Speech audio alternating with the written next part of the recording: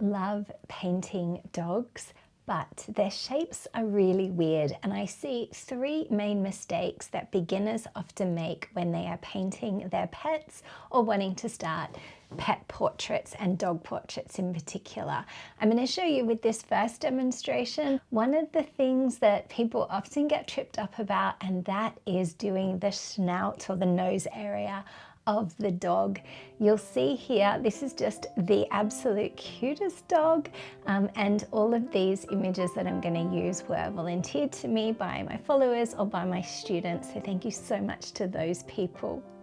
The next mistake I see people making is not layering their watercolor. So even though this dog is a dark brown color, you can see that you have to really start out with lots of lighter colors, especially with watercolor. And the third thing that trips up people is the eyes. The eyes are the windows to the soul, especially with your dog.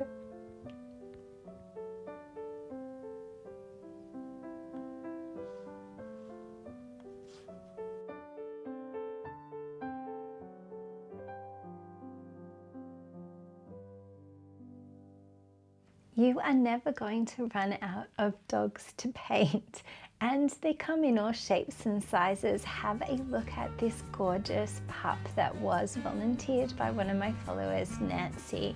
Now this looks really tricky when you start with, because what could go wrong is possibly that snout area again. You know how long that snout area is in dog breeds like this, but if we just start with our basic shapes again, we can really get that kind of area under control.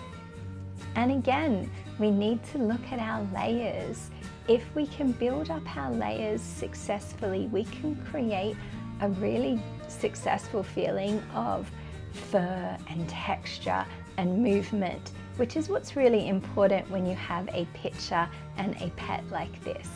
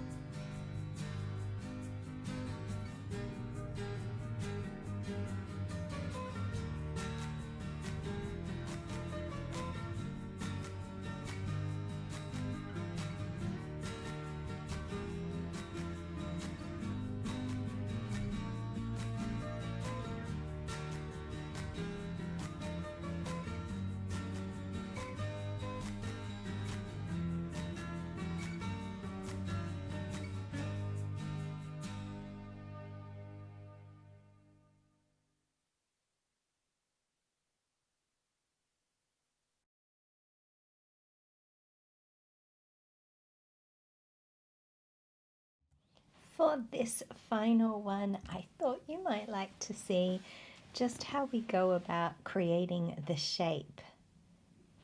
So here is my circle, and you don't need an iPad to do this, you can just print out the picture. I start with a circle, and then I make a kind of stretched out oval shape.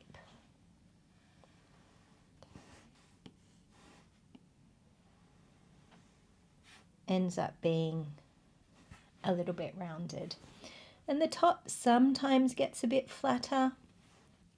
And then from here you can also look at the point where the eyeballs are, and in my experience that will often come down to where this section here meets the snout. Okay. Looks a bit weird but it works every time.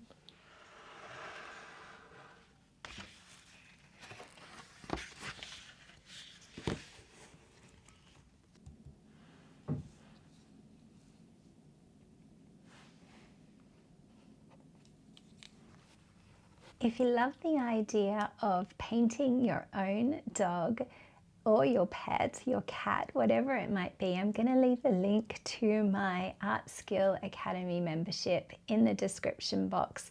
It'll have a link that'll take you to become a member. And once you're a member, there are so many really high quality tutorials and lessons, sketch lessons, skill lessons, step-by-step lessons to show you how to learn how to paint in watercolor, but also how to make paintings that you're proud of and how to build those skills so that you know exactly what you're doing and you get the best possible results for the time that you're investing in your hobby.